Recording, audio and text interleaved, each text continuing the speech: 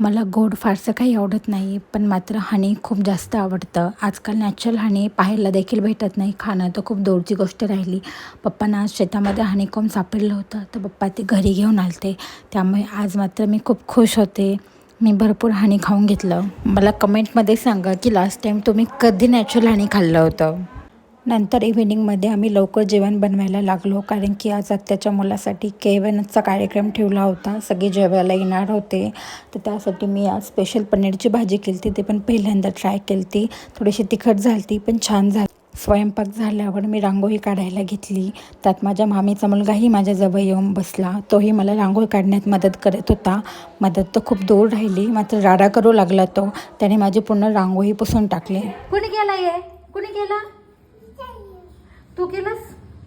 का केलंस? सॉरी म्हण. कान पकड. कान पकड.